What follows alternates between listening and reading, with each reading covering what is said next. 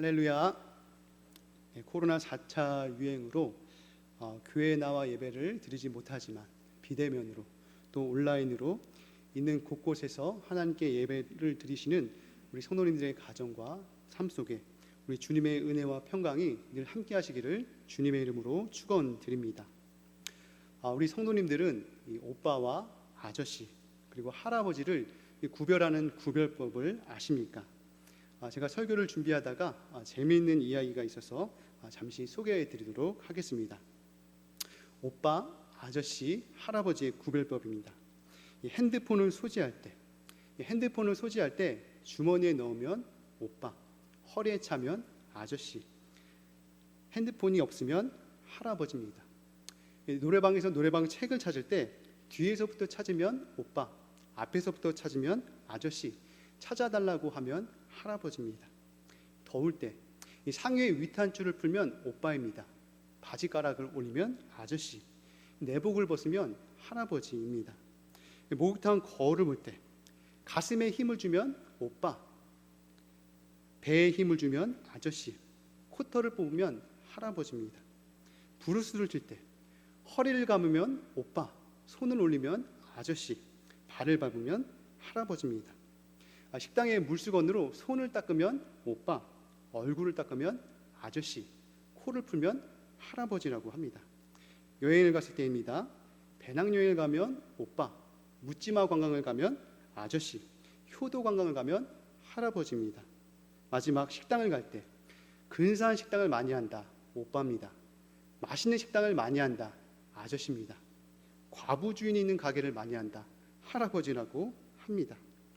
우리 성도님들은 스스로 자기를 진단하셨을 때 어떻다라고 생각하십니까? 저도 저를 돌아보니까 제가 오빠나 혹은 할아버지는 아닌 것 같고 제 나이에 맞게 아저씨인 것 같습니다. 제가 가장 공감되는 이야기를 몇 가지 추려보면 요즘 날씨가 무덥습니다. 그래서 사무실에 앉아있으면 저도 모르게 무의식적으로 바지 가락을 제가 무릎까지 올리는 것이죠. 왜 그런지는 잘 모르겠습니다.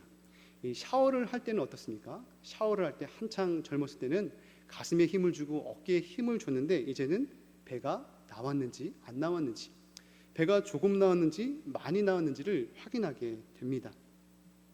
어느 장소에서 어떤 특정한 행동과 지식에 따라 오빠와 아저씨와 할아버지가 구별되는 것처럼 우리 그리스도인들도 우리가 어느 곳에 있는지에 따라 우리의 사고 방식과 삶의 방식에 따라 우리가 그리스도인지 그리스도인이 아닌지가 구별된다는 것이죠. 다시 말하면 우리가 어떠한 삶의 열매를 맺느냐에 따라 그 열매가 그 사람이 어떤 사람인지를 말해 준다는 것입니다. 바라기는 함께 비대면으로 그리고 온라인으로 예배드리는 우리 모든 성도님들이 참된 그리스도인으로서 구별된 삶, 열매 맺는 삶 살아가시는 우리 성도님들 되시기를 주님의 이름으로 축복드립니다. 오늘은 신앙의 열매라는 제목으로 예수님을 구주로 고백하는 우리 그리스도인들이 어떻게 신앙의 참된 열매를 맺으며 살아갈까 함께 하나님의 말씀을 나누고자 합니다. 오늘 본문은 우리가 많이 들었던 예수님께서 산 위에 오르셔서 하나님의 백성이 어떠한 기준으로 살아가야 하며 하나님의 부르심에 어떻게 응답하는 삶을 살아가야 하는지를 가르쳐주는 산상수훈의 내용 중에 일부분입니다. 그리고 오늘 본문에서 예수님께서는 누구를 삼가야 한다라고 합니까? 거짓 선지자를 삼가야 한다라고 말씀합니다. 마태복음 7장 15절, 거짓 선지자를 삼가라. 양의 옷을 입고 너희에게 나오나 속에는 노략질하는 일이라. 이 선지자는 하나님의 부르심을 받아 하나님의 말씀을 선포하고 가르치는 사람을 가리킵니다.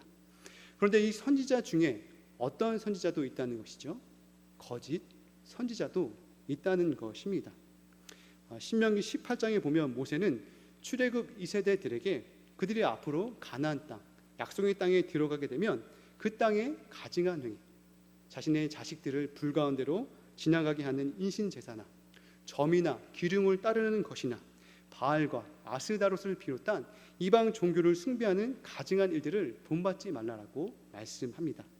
그리고 하나님께서는 이 이스라엘 백성 중에서 모세와 같은 선지자를 세우실 것인데 너희는 그의 말을 들으라라고 명합니다. 왜냐하면 하나님께서 이 모세를 통하여 말씀하시고 이 모세를 통하여 이스라엘 백성을 출애굽시키신 것처럼 하나님께서 앞으로도 이 모세와 같은 선지자를 통해서 말씀하시고 일하실 것이기 때문에 그의 말에 순종해야 한다라는 것입니다. 하나님의 말씀에 순종하지 않으면 그에 대한 벌을 받을 것이다 라고 경고합니다. 그런데 어떤 선지자가 자기 마음대로 하나님의 말씀을 전하거나 하나님께서 말씀하시지 않았는데도 하나님께서 말씀하셨다고 위증하거나 아니면 다른 신들의 이름을 가지고 선포하게 되면 이 선지자는 어떻게 된다라고 합니까? 곧 죽임을 당할 것이다 라고 말씀합니다. 이 구약 성경 인물 중에 우리가 많이 들어본 예레미야라는 선지자가 있습니다. 이 예레미야는 이 제사장 가문에서 태어났고 남유다 요시야 왕 13년에 하나님의 부르심을 받게 됩니다. 그리고 이 예레미야는 여느 선지자와 마찬가지로 하나님의 위엄과 현존 때문인지 나는 아이라 말할 수 없나이다 라며 자신의 부족함을 고백합니다. 그러나 하나님께서는 이 예레미야에게 너는 아이라 하지 말고 내가 가라는 곳으로 가며 내가 무엇이든지 내게 명령하면 너는 말할지어다 라고 그를 여러 나라의 선지자로 세우게 됩니다. 그래서 하나님의 부르심을 받은 예레미야가 남유다 백성에게 선포했던 메시지는 무엇입니까? 이 남유다 백성이 하나님을 버리고 나무와 돌, 이 우상을 섬기며 제사장들은 하나님이 어디 계시냐? 율법을 다루는 자들은 하나님을 알지 못하며 이 관리들은 부패와 반역으로 총체적인 타락에 빠져 있는 이 시대상 속에서 예레미야는 배역한 자식아 돌아오라, 이 배역한 이스라엘아 돌아오라 라며 너의 마음의 가죽을 베고 여호와께 속하라 라며 하나님께 자복하고 하나님께 돌아와 회개하라 라고 하는 메시지를 선포하게 됩니다. 그리고 예레미야는 그가 여러 나라의 선지자로 부르심을 받은 거룩한 영광도 있을 수 있지만 외롭고 고독한 이 선지자의 길을 걸어가면서 많은 모함, 협박, 감옥에도 갇히게 됩니다. 그러나 예레미야는 무엇이라고 고백합니까? 예레미야 20장 8절 내가 말할 때마다 외치며 파멸과 멸망을 선포함으로 여호와의 말씀으로 말미암아 내가 종일토록 치욕과 모욕거리가 됨이니이다. 내가 다시는 여호와를 선포하지 아니하며 그의 이름으로 말하지 아니하리라 하면 나의 마음이 불붙는 것 같아서 골수에 사무치니 답답하여 견딜 수 없나이다. 예레미야는 자기 자신이 하나님의 부르심을 받은 선지자로서 하나님을 떠나고 나무와 돌로 된 우상을 섬기며 배역한 이 남유다 백성의 파멸과 멸망을 선포함으로써 그 선포한 것 때문에 치욕과 묘욕을 당하고 있음을 잘 알고 있습니다. 이 예레미야도 어쩌면 적당히 타협하고 적당히 줄 거 주고 받을 거 받고 적당히 정치하면 더 세속적인 권력과 영광을 누릴 수도 있었을 것입니다. 그러나 이 예레미야는 어떻습니까? 예레미야는 타협하지 않습니다. 하나님께서 주신 말씀과 이 사명을 세속적인 영광과 권력으로 바꾸느니 차라리 치욕과 모욕거리가 되겠다라고 그렇게 자처합니다. 그래서 그는 하나님의 말씀을 선포하지 아니하면 그의 이름으로 말하지 아니하면 나의 마음이 불붙는 것 같고 골수에 사무쳐 답답하여 견딜 수 없다라고 고백합니다. 제가 이 부분을 이 세번역 성경으로 다시 한번 읽어드리도록 하겠습니다. 내가 입을 열어 말을 할 때마다 폭력을 고발하고 파멸을 외치니 주님의 말씀 때문에 나는 날마다 치욕과 모욕거리가 됩니다. 이제는 주님을 말하지 않겠다, 다시는 주님의 이름으로 외치지 않겠다 하고 결심하여 보지만 그때마다 주님의 말씀이 나의 심장 속에 불처럼 타올라 뼛속에까지 타들어가니 나는 견디다 못해 그만 항복하고 맙니다. 이 예레미야는 남유다의 폭력을 고발하고 파멸을 외침으로 이 주님의 말씀 때문에 자신의 동족들에게 모함과 협박, 치욕과 모욕거리가 되고 있음을 잘 알고 있었습니다. 그래서 그는 이제 주님의 이름을 외치지 않겠다, 주님을 말하지 않겠다라고 거듭거듭 결심하여 보지만 무엇 때문에요? 하나님의 말씀, 주님의 말씀이 자신의 심장 속에 불처럼 타올라 뼛속까지 타들어가 주님께 항복하지 않을 수 없다라고 하는 고백을 하고 있습니다.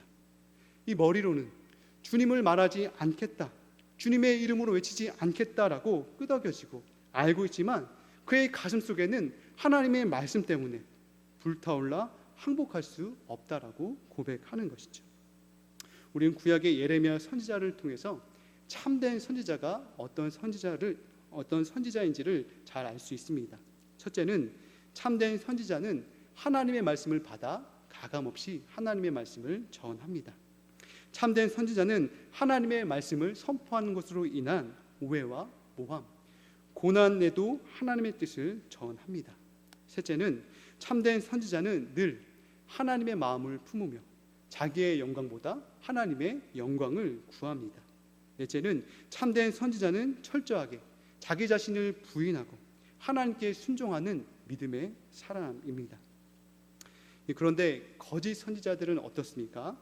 오늘 본문의 마태복음 7장 15절에 보니까 양의 옷을 입고 너희에게 나오나 속에는 노략질하는 일이라 라고 말씀합니다.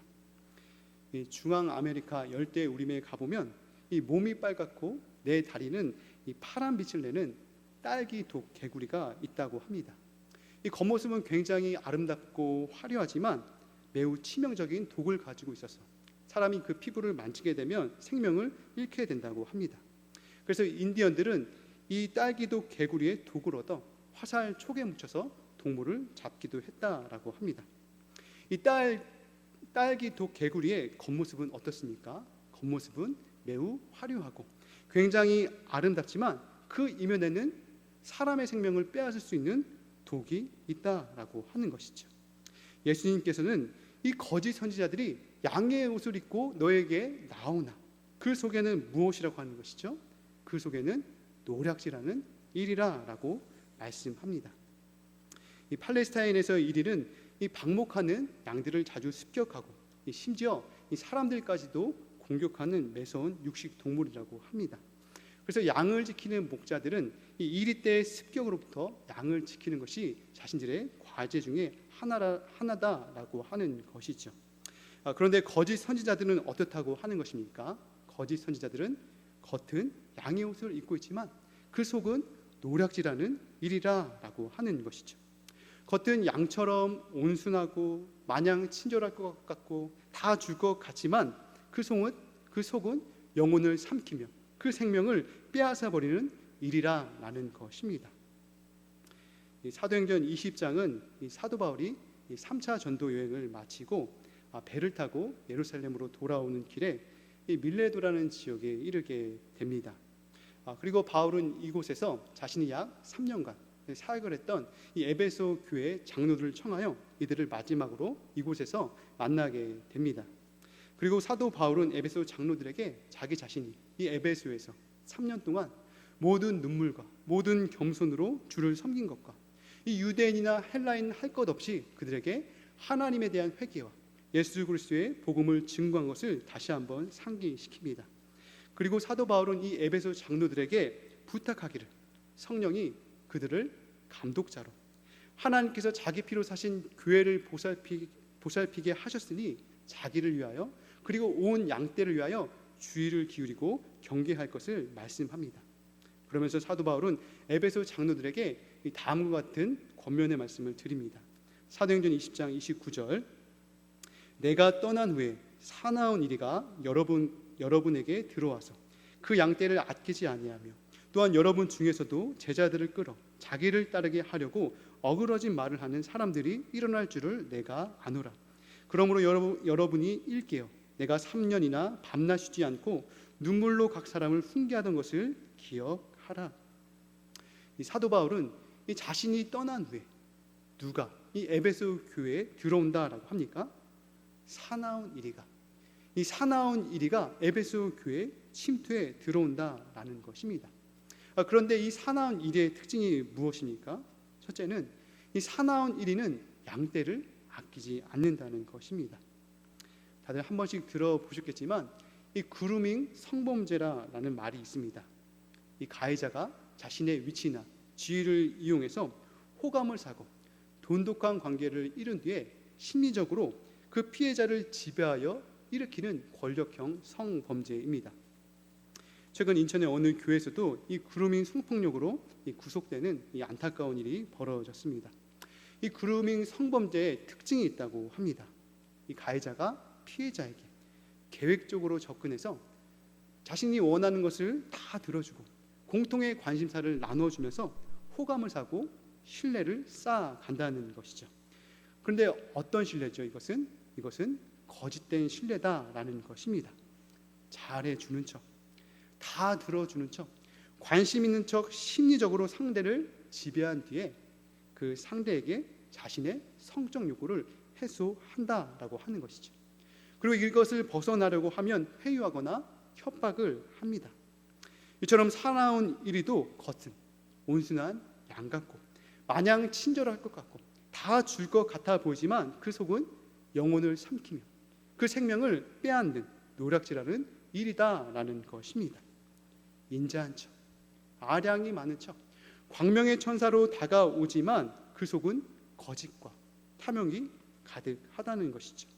둘째는 사나운 이리는 제자들을 끌어 자기를 따르게 한다는 것입니다. 에베소 교회에 침투하여 들어온 사나운 이리는 누구를 따르게 한다고 합니까? 그리스도를 따르게 하는 것이 아니라 자기 자신을 따르게 한다는 것입니다. 이 이단을 한자로 보게 되면 다르리 끝단입니다. 이 끝이 다르다는 것이죠. 이 비슷비슷한 것 같은데 이 끝이 다르다는 것입니다. 이단들이 사용하는 교재에도 앞부분은 정통 기독교와 큰 차이가 없습니다. 아는 선교사님이 계시는데 잠깐 한국에 들어왔는데 성경 공부를 해보자는 친구의 제안으로 그냥 반신반의하며 따라갔는데 막상 듣다 보니까 기성교에서 배웠던 내용과 큰 차이가 없었습니다. 그래서 사람들은 안심을 하게 되는 것이죠. 그런데 중반이 넘어가면 넘어갈수록 어떻게 됩니까? 그들만의 공식이 나오고 그 공식을 따라가게 되면 결론 부분에 보혜사 성령으로 이만희가 나타나고 재림 예수로 이단 사이비들의 교주들이 등장하게 됩니다. 우리나라에서 자칭 하나님이다, 자칭 재림 예수다, 자칭 성령 보혜사다라고 하는 사람이 약 70명이 넘는다고 합니다. 이 70명의 사람들이 나는 하나님이야, 나는 재림 예수야, 나는 성령이야다라고 하면서 거짓된 주장을 펼치고 있다는 것이죠. 이게 데살로니가전서 2장 4절은 다음과 같이 말씀합니다. 그는 대적하는 자라 신이라고 불리는 모든 것과 숭배함을 받는 것에 대항하여 그 위에 자기를 높이고 하나님의 성전에 앉아 자기를 하나님이라고 내세우느니라. 이 마귀의 졸개짓을 하고 있는 이 사이비 교주의 특징은 모든 숭배받는 것 위에 자기를 높인다라고 하는 것이죠. 자신을 하나님의 성전 보좌에 앉아 자기를 하나님이다라고 그러한 주장을 한다라고 하는 것입니다. 순진무구한 영혼들을, 우리의 성도의 영혼들을 그리스도를 따르게 하는 것이 아니라 자기를 따르게 하고 하나님의 사람으로 만드는 것이 아니라 내 사람을 만들어서 편을 만들고 선동을 하고 주님의 피값으로 산 이 교회를 찢어놓고 갈라놓아 병들게 한다라고 하는 것입니다. 셋째는 이 사나운 이리는 어그러진 말을 한다는 것입니다. 이 어그러진이라는 말의 뜻은 이 비틀다, 왜곡하다라는 뜻으로 하나님의 말씀을 왜곡시켜서 옳은 길에서 벗어나게 하는 거짓 교사들의 가르침을 나타냅니다. 이 사나운 이리들은 달콤한 말로 성도를 유혹하여 하나님의 말씀과 구원으로부터 떠나가게 한다라고 하는 것이죠. 우리가 요한이서를 보게 되면 초대교회 당시에 이 영지주의라고 하는 이 이단 사상을 볼 수가 있습니다. 요한이서 1장 7절 미혹하는 자가 세상에 많이 나왔나니 이는 예수 그리스도께서 육체로 오심을 부인하는 자라. 이런 자가 미혹하는 자요 저 그리스도니. 이 사도 요한은 이 미혹하는 자가 이미 세상에 많이 출몰했다라고 그렇게 말씀합니다. 구체적으로 이 미혹하는 자, 저 그리스도가 누구라고 합니까? 예수 그리스도께서 육체로 오심을 부인하는 자가 저 그리스도요 미혹하는 자다라고 그렇게 말씀합니다. 이 영지주의에서 영지는 이 헬라어로 지식이라는 뜻입니다. 그런데 이 영지주의들은 자기 자신들만이 구원을 얻을 수 있는 비밀스러운 지식을 가졌다라고 그렇게 주장했습니다. 이 영지주의자들은 이 헬라 철학의 이원론의 영향으로 영과 이 정신은 선하지만 이 육체와 물질은 악하다는 극단적인 이원론을 가지고 있었습니다. 이 구약의 창조의 하나님은 물질 세계를 만든 악한 신, 저급한 신이라고 취급을 했습니다. 그리고 이 물질 세계와는 상반된 지고의 신, 궁극의 신이 있는데 이 최고의 신은 우리 인간의 영혼에 있는 영혼 속에 존재하는 이 신적인 빛이 물질 세계와 접촉함으로 이것이 오염되었으므로 이들을 구원하고자 하급 세력을 이 세상 가운데 보내게 되는데, 이 영지주의에서 말하는 이 하급 세력, 그가 누구냐? 바로 그리스도라고 하는 것입니다. 그런데 영지주의에서 말하는 그리스도는 악한 육과 물질 세계와는 접촉할 수 없으므로 이 그리스도는 어떻게 물질 세계에 임하게 되느냐? 나사렛 예수가 세례를 받을 때 강림하여 머물다가 예수가 체포당하거나 그쯤 그 시기에 그리스도가 빠져나갔다라고 하는 그러한 설명을 하였습니다. 따라서 채찍에 맞고 죽음을 경험한 실체는 그리스도가 아니었고 그리스도처럼 보였다라고 하는 가연설을 주장했습니다. 신적인 존재인 그리스도는 잠시 인간의 몸을 빌려 그 안에 거했을 뿐 본질적으로는 인간의 육신을 입지 않고 따라서 죽지도 않았다라고 주장하였습니다. 그러므로 이 영지주의는 예수님의 인성, 예수님의 성육신을 부인한 결과 예수님의 동정녀 탄생, 예수님의 삶과 공생애, 예수님의 십자가의 죽음과 부활까지 이 모든 기독교의 핵심 교리들을 왜곡시켰습니다. 이처럼 사나운 이리들은 겉은 양의 옷을 입고 너에게 나오나 속은 노략질하는 이리로 양을 해치고 자기를 따르게 하며 진리의 말씀에서 왜곡시킨다는 것이죠. 따라서 예수님은 이 거짓 선지자들을 무엇으로 알 수 있다고 하십니까?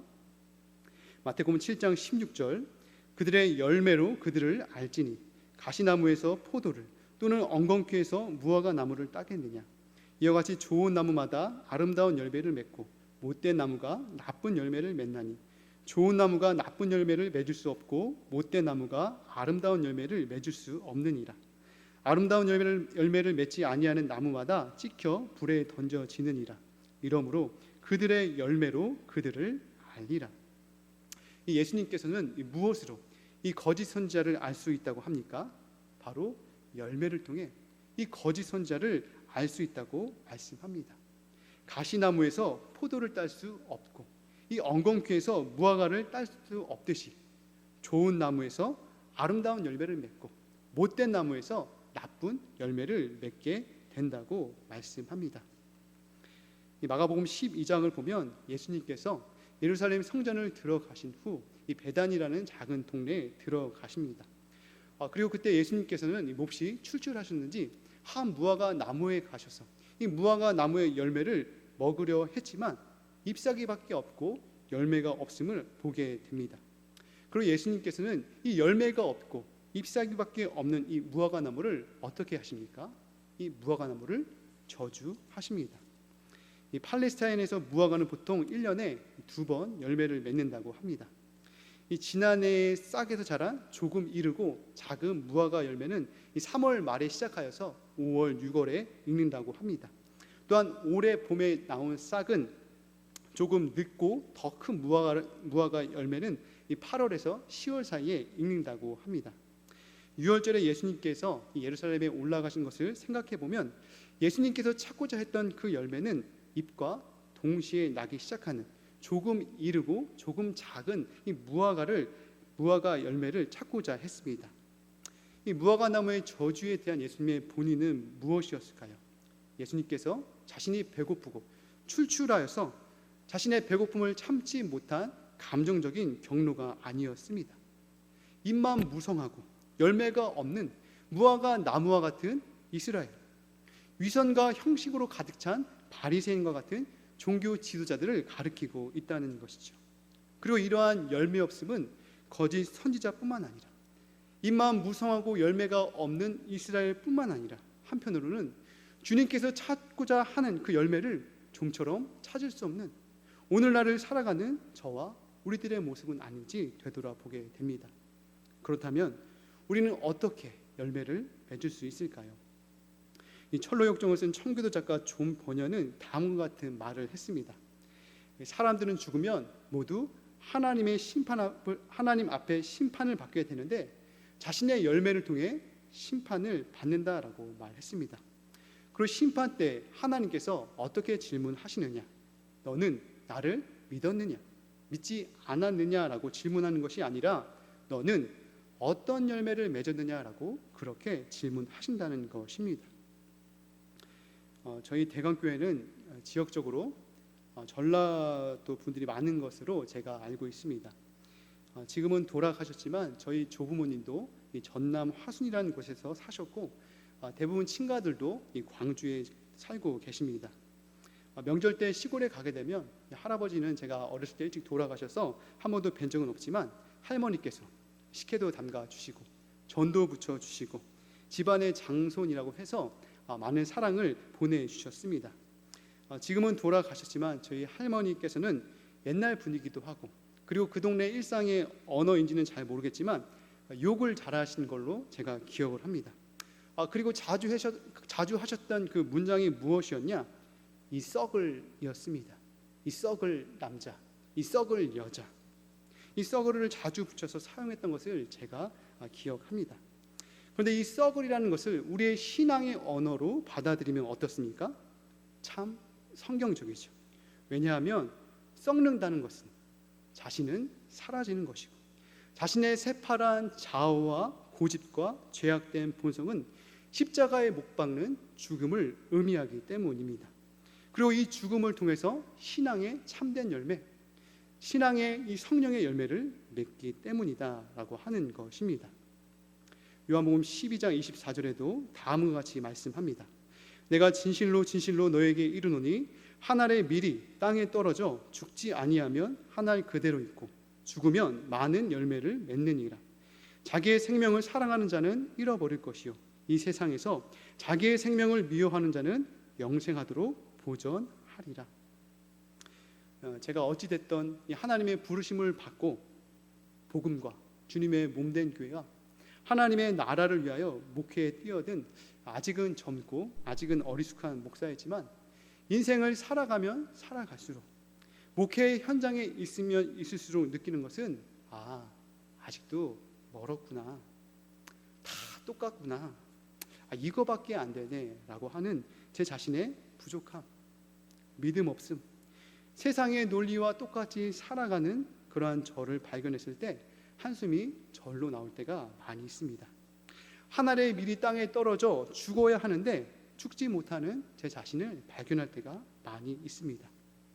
한 알의 밀이 땅에 떨어져 죽지 아니하면 한 알 그대로 있고 죽으면 썩어지면 많은 열매를 맺는 것처럼 우리 모두는 썩어져야 합니다. 자기 자신이 사라져야 합니다.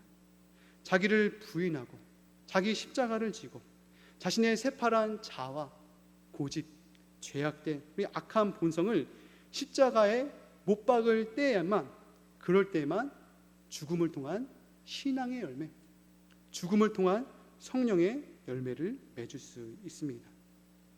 이곳에 계신 저와 대강교회 성도님들이 한 알의 밀알처럼 땅에 떨어져 썩어져 죽어져 너는 어떤 열매를 맺고 왔느냐라고 하는 그 주님의 심판과 그런 주님의 질문 앞에서 우리가 성령의 열매, 빛의 열매, 풍성한 신앙의 열매로 주님 앞에 응답하는 우리 저와 대강교회 성도님들 되시기를 주님의 이름으로 축복드립니다.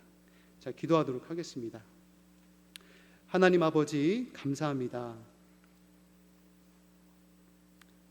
한 알의 밀이 땅에 떨어져 죽어야 하는데 하나님 죽는 것이 쉽지 않습니다. 하나님 우리의 자아와 우리의 고집, 악한 본성을 하나님 십자가에 못 박게 해주시고 우리 자신이 썩어지고 죽어져서 풍성한 열매 맺을 수 있도록 하나님 은혜를 베풀어 주옵소서.